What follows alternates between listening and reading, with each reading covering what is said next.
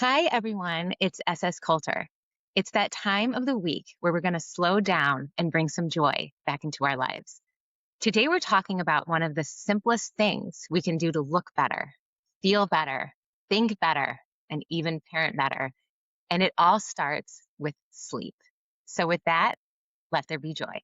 Welcome to Let There Be Joy, where SS Coulter talks with experts who share three simple, practical ideas you can actually use to help build a life you don't want to escape from. Welcome to this week's episode of Let There Be Joy. I know I cannot say that everyone who will ever listen to this episode had a wonderful childhood. But I will go out on a limb and say that all of us have at least one person in our past that has a fun story he or she likes to tell that brings us joy about our younger self when we hear it. One of mine is from my mom. She tells it like this. When I was really little, she came to check on me after putting me to bed, and I was still awake and having a really hard time falling to sleep. So, just like so many good moms do, she told me to count sheep. And I guess I responded to her that I had tried, but I could only count to 10. I chose to share this story for two reasons. First, every time she tells the story, I laugh. It brings me joy. So, I just want to encourage you to reflect on one of your stories today and smile. Second, sleep. Something I have struggled with since you just heard it when I was young. It has been a battle for me. So I'm very excited for our guest today. What fascinates me about today's conversation is that sleep isn't just rest. It's actually one of the most important recovery and repair systems our bodies have. So we need to have it. And when we understand what's happening while we sleep, it becomes a lot easier to make it a priority. So it is truly my pleasure, and I'm so excited to introduce Dr. Sheri Marshall. I'm going to read you her bio now, and then we are going to talk sleep. Dr. Sheri Marshall is a family practice physician and functional medicine practitioner, passionate about helping parents feel healthy, energized, and joyful again. I love it. Let there be joy. With a root cause approach to wellness, she helps parents understand how stress, hormones, gut health, inflammation, and lifestyle all impact the way they show up for themselves and their families. What I love about her work is that it's centered on a simple but powerful belief. Parents deserve to feel good, not just get through the day. And joy often begins with healing the body from the inside out.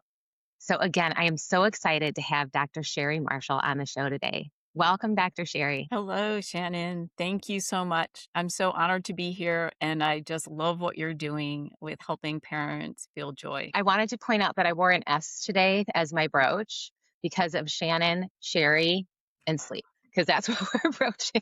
So I was all excited, like, oh, this is going to be good. So we are going to go right into your first tip because I am really excited. I already am thinking of questions, but what you had sent me was morning sunshine to start our circadian rhythm. Can you go into that for us? Yes, absolutely. May I start with symptoms and how that is signals to our body? My personal history was through having some brain fog and fatigue. And these are not character flaws, they're really signals. And so I invite people to pay attention to symptoms being signals that the body needs to communicate so that something deeper needs attention. And that leads to the glymphatic system, which is our brain's overnight cleaning system. So I share these tips because when we understand how the brain restores itself, then we can make small changes that can have huge effects. And the first tip is about morning sunshine because this starts the timing. When we get exposed to the sun in the morning, it starts our circadian rhythm and our clock so that we know when to feel tired at nighttime. I like to get really down into the nitty gritty. Can you explain what circadian rhythm is? Because I hear about it and I kind of understand, but I think if we get a deeper understanding, it will make the sunshine all the more important to us. So, Yes, please. So the circadian rhythm is when the sun comes up in the morning, it sends the messages into our pineal gland that it's time to be awake. And it sets a clock so that after a certain amount of time, it then sets the time for us to go to sleep. So when the sun sets, then that's also when melatonin gets released. And in combination, that helps set our body up for success with having sleep when it gets dark at night. when it gets dark at night. So I'm sure we might cover this, but obviously the TV and our phones and all that is totally screwing that up. I have a cat that wakes up right when the sun comes up, so I'm assuming that he's having the same effect that I'm supposed to be having, but I have a sleep mask on trying to help me sleep. And I'm sure that's fine, but you're saying get up in the morning and get outside. Is it important to feel the sun or just see the sun? It's important to not even having a window in between, it's much better to be out in it. And even if it's overcast, it's still much brighter than being inside with the artificial lighting. So it provides the messages to the brain that it's time to be awake. So it's both it coming through the eyes and touching the skin. They actually do find that there's receptors in the skin. That's actually a new finding. So there is both. Okay. Yeah. That is so interesting. And then you said, I'm going to maybe mess this up, the pineal gland. Yes. What is that? The pineal gland helps with so many things. And the more we study it, the more we realize how beneficial it is. It is part of what releases melatonin at nighttime for our sleep cycle. And we'll get into how our sleep cycle is so much part of our repair process. And that's when this glymphatic system occurs, which is the brain's cleaning system. If sleep is when the brain cleans itself, why aren't we talking about sleep the same way we talk about diet and exercise? Exactly. That's the beauty of this podcast, because now we are. Okay, I'm going to ask another. Like I said, I go deep, and I'm sorry if this is a little annoying to the listeners, but where is the pineal gland? Oh, kind of in the center, back in the brain through here. Okay, so it's like it's right in the center. So we can. I just like to think of things when I'm doing it. So when I go outside, I can think of the sun hitting right here and having like this beautiful effect on me. Yes. So is there anything more you want to address in that tip, or should we move to the second one? We can move to the second one. Okay, so what you had put in here, which again, it sounds so simple, but I can't wait to hear the science behind it. Stay hydrated. During the day, our brain is busy thinking and making decisions. So just like a kitchen, waste is being made. And it's at nighttime that this system is where the cleaning process is. And so just like in your dishwasher, you would want to make sure it has enough water. So hydration is really important. And this is the reason that when I learned about the glymphatic system and how important hydration is, because we need that fluid to efficiently wash our brain, and it helps release proteins. And some of these proteins are linked with the plaques in Alzheimer's. So we want to wash these proteins out. We need to have enough water so that we can have the flow. And the more that fluid that we have, then the more efficient it can be. I'm going to go back to tip one real quick. You said get the sun in the morning. Does it matter how much sun we get? It takes about 5 minutes. 5 minutes. Okay. At least 5 minutes to help set our circadian rhythm. Okay. And then I think I know the answer, but how much water should we be drinking? It is a little bit different for different people. We're different body sizes. And then also depending upon the temperature. So right now we're getting into summertime. So we lose more through our skin through sweat right now. And so one of the best methods is really looking at the color of our urine till the point it's nearly clear. And sometimes people will count water as an example, like drinks of water. But if we're eating watermelon, celery, salads, soups, there can be a lot of water in our food as well. So we want to incorporate and include that. And so really looking at the color, it can give us a lot of information. Even if people are taking supplements where sometimes it can be very colorful, we still want to make sure there's enough hydration till the point it's nearly clear on a daily basis. That's a really good point, because I have some supplements that make your urine a very strange color. But you're saying, hey, Shannon, even with that needs to get out of your system. Yes. Wow. I have a lot more water to drink. It's true for most of us. And a lot of people will drink based on thirst. And in this day and age, so many times we're just powering through, I think, so much of our day that we're not necessarily paying attention to all of our signals, which might even include the thirst signal. And I would invite having whether it's a pitcher out on the counter so that you make sure you have enough to drink, or in the refrigerator, something that you enjoy so that you have a way also of it being readily available and then also following through with that. Yes, the follow through is something that trips a lot of people up. I I hear mean, people come home with full water bottles from their workday. yeah, So just having the water bottle is not enough. yeah, you have to actually drink it. So with the water, I want to just ask, is it okay to have LaCroix? Is it okay to have herbal tea? You said watermelon, so there's food, celery, stuff like that.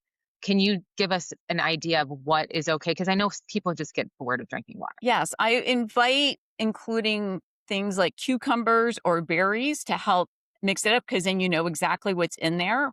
I was drinking some type of water at one point and looked at the label and it was loaded with sugar. And Mm. it was, I felt like of anybody, someone had just given it to me of like, oh, here's some water.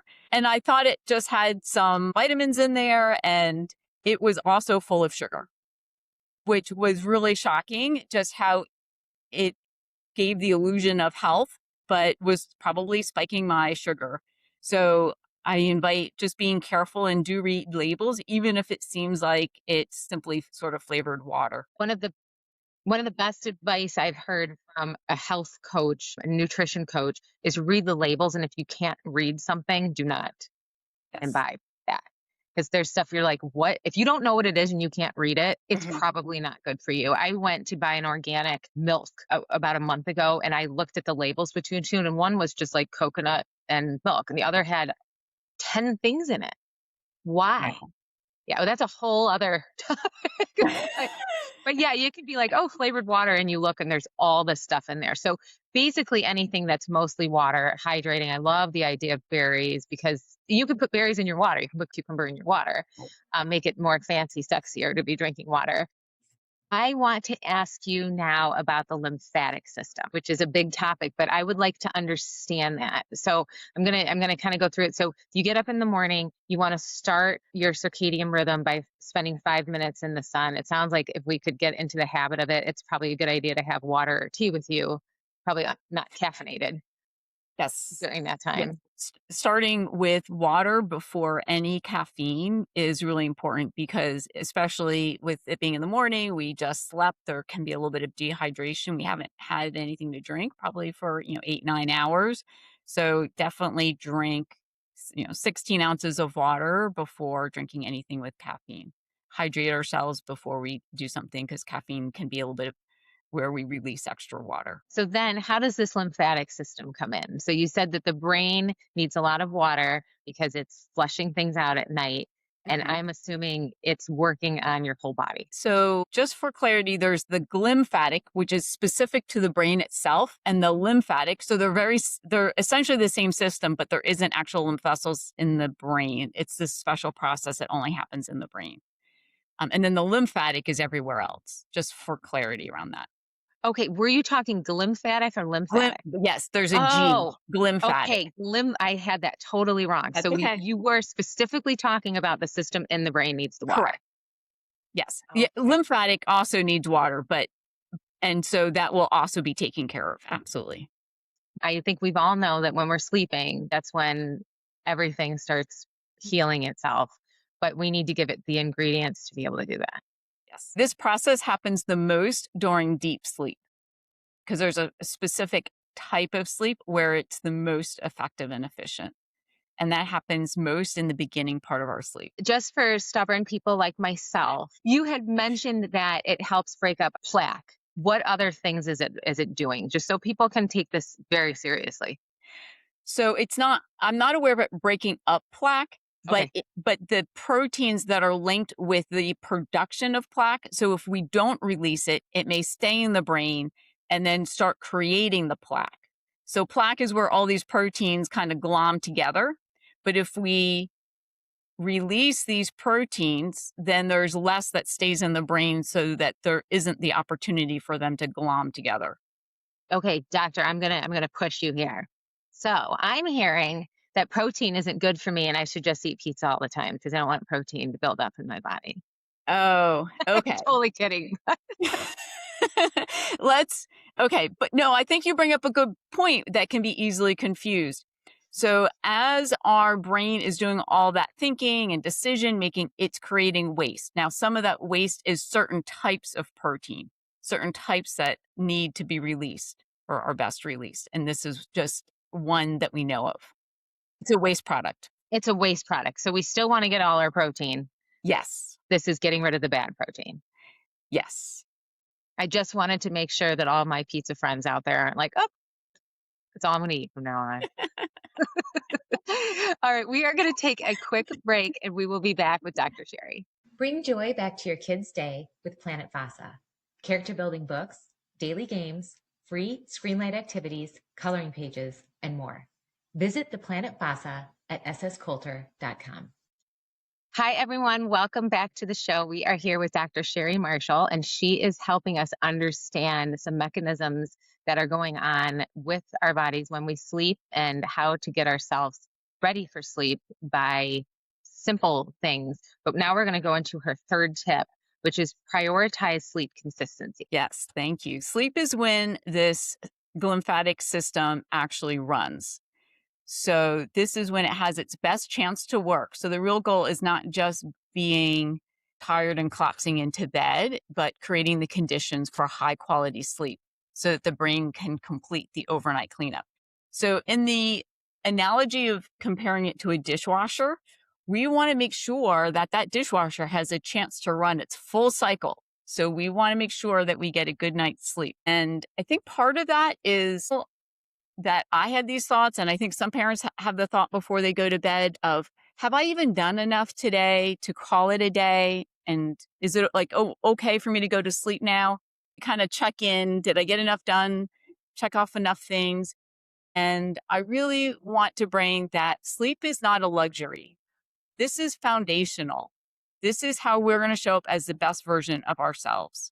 This is how we bring the best version of us and how we can feel our best, be our highest version of ourselves, and have more joy. Yeah, I love the joy part. You are saying prioritize sleep consistency. What does that mean? Does that mean I have to go to bed at the same time every night and wake up at the same time every morning?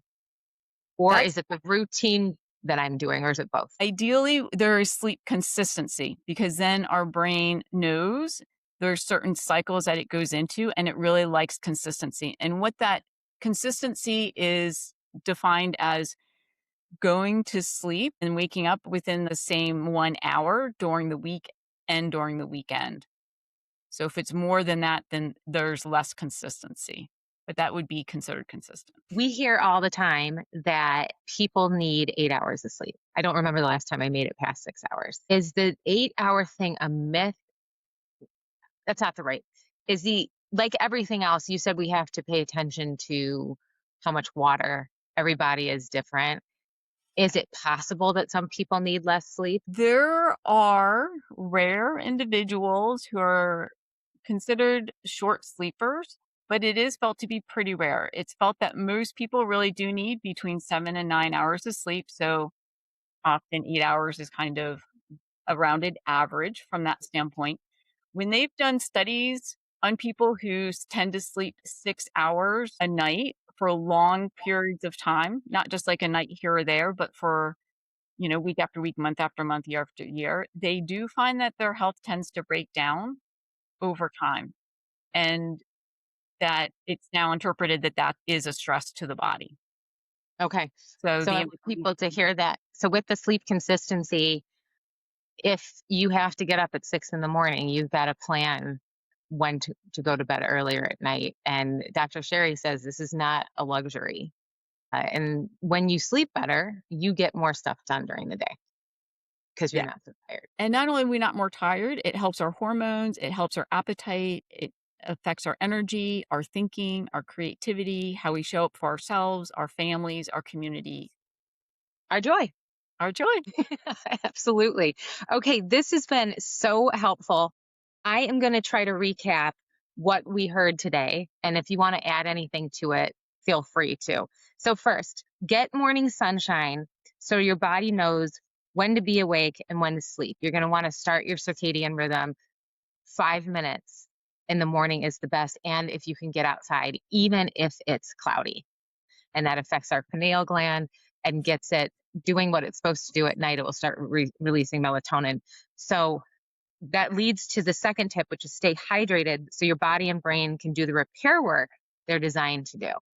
And she talked about the glymphatic system, which is in the brain, and that it's like a dishwasher. You need enough. If you don't have water in your dishwasher, it can't clean your dishes. So if you don't have water in your brain, it can't clean out the waste that is in there that we just naturally produce in our body. And I like the idea is when you get up in the morning, if you can, go outside with water and just take that 5 minutes drinking the water, calming yourself down. I mean, you can add breathing, prayer, all these great things. I just added that one. And third, prioritize sleep consistency so you can give your body the recovery it needs every night. And she specifically said sleep is not a luxury. So don't sit there and think about all the stuff you didn't do. This is something you need to do because then you will be more rested, more joyful the next day. So those are just a few simple shifts you can start trying today. And this advice is just one of the myriad of things that Dr. Sheri helps people with.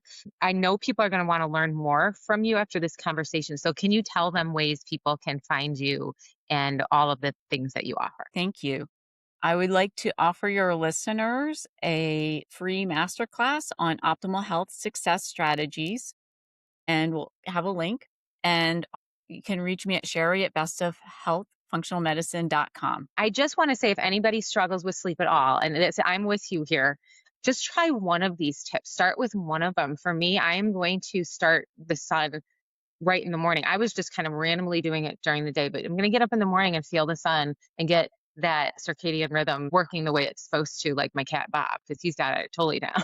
So just try one is my point. See how it starts to affect you and go from there. And then for a recap of Sheri's tips and insights from today, you can find today's Joy PDF at sscoulter.com/joy. And if this episode gave you something to think about, if you have other advice to give people about what's helped you with sleep, I'd love to hear from you. Send me a voice memo on Telegram at sscoulter. And then finally, if you have ever in your life had a hard time sleeping even one night, like, subscribe, and share this episode because someone else has had a hard time sleeping too, and this will bring them more joy. And finally, the next episode, we'll be talking about how to recognize the patterns that keep us stuck, build more confidence in who we are, and move forward with greater clarity and purpose. So I hope you'll join us. Dr. Sheri, I am going to come back to you for some final words of wisdom that people can use to bring more joy to their health, their families, and their everyday lives. Symptoms are signals that something deeper needs attention, and love yourself enough to listen to the symptoms. So we are going to be listening to our bodies, and we're not going to think it's just part of everyday life and this is just who I am. But hey, my body is telling me something. I need to love myself enough to do something about it. There is hope in turning around these symptoms. It's common, but it doesn't mean it's normal. Thank you so much for being with me today. And for everybody listening today, I want you to remember that you are so loved. You have a beautiful purpose in this life. And this is the day the Lord has made. So let us rejoice and be glad in it. Let there be joy. Bye for now. When Jesus reviewed the Gospels, he started with John. He sat on a mat, looked it over, and marked it up.